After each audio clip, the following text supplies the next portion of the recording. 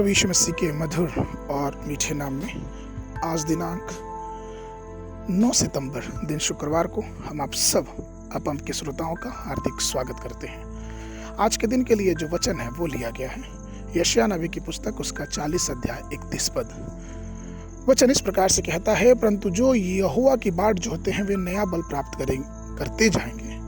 वे उकाबों की नाई उड़ेंगे, वे दौड़ेंगे और श्रमित ना होंगे, वे चलेंगे और थकित ना होंगे।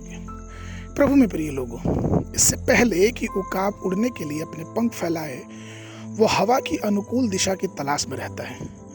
इसी तरह परमेश्वर के प्रिय लोगों के लिए परमेश्वर की उपस्थिति में बैठना और उसके मार्गदर्शन की प्रतीक्षा करना बहुत ही महत्वपूर्ण है। पवित्र शास्त्र कहता है कि जो लोग यहोवा की बाट जोहते हैं वे नया बल प्राप्त करते जाएंगे। प्रभु केवल आपको मजबूत करने के लिए आपके जीवन में तूफान, हिंसक तूफान, बवंडर, बीमारियां, दुख, तकलीफ आने देता है। ऐसे क्षणों में हमें और आपको प्रभु पर विश्वास करके दृढ़ता से उसके साथ बने रहना है। हमें कभी भी परमेश्वर की बाट जोहने से अपने आप को अलग नहीं करना है। एक समय की बात है कि एक आस्तिक था और वो बहुत बड़े कॉर्पोरेट कंपनी का मैनेजर था। बहुत धन अर्जित करने के बाद वो परमेश्वर से भटक गया और वो बहुत दूर चला गया। और परिणाम स्वरूप ये हुआ कि अचानक एक जीवन में उसकी परेशानियों की एक आंधी आई और उसने अपना सब कुछ खो दिया, यहाँ तक कि उसने अपना अधिकार खो दिया। उसका सब कुछ साधन, जो आमदनी का साधन था, वो सब खत्म हो गया और तब वो टूट के हार के परमेश्वर के करीब फिर से आ गया। प्रियो, कई बार ऐसा होता है कि परमेश्वर हमें परेशानियों में डाल के अपने करीब और आने देता है, क्योंकि उसको मालूम है कि मेरे बच्चों को किस बात की अति आवश्यकता है।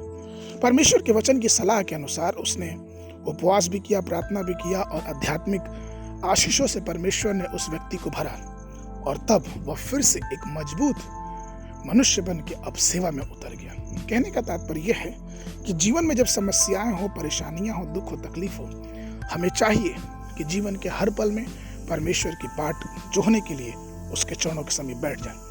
भजन संहिता 119 के 67 में दाऊद कहता है, उससे पहले कि मैं दुखित हुआ, मैं भटकता था, परंतु अब मैं वचन को मानता हूँ। तूफानों में दुखित होना लाजमी है क्योंकि हम मनुष्य हैं, लेकिन परमेश्वर की बाट जोहना ही हमें और सामर्थी और ताकतवर बनाता है। हमारे प्रभु भी कितनी बड़ी पीड़ा से होके, उस कलवरी की मृत्यु से होके गुजरे, लेकिन वो अपने आप को अंतिम समय तक आज्ञाकारी और विनम्रता का पहचान दिए। मनुष्य होने के बाद भी, सारा अधिकार होने के बाद भी वो परमेश्वर की मर्जी पे आगे बढ़ते गए और उसका हम जानते हैं कि उसका परिणाम ये हुआ कि परमेश्वर ने एक ऐसा नाम उनको सब नामों से ऊंचा किया। उसके पुनरुत्थान की सुगंध आज पूरी दुनिया में फैलती है और उस पुनरुत्थान की ताकत से बहुत से पापी अपने पापों से पछतावा पाते हैं।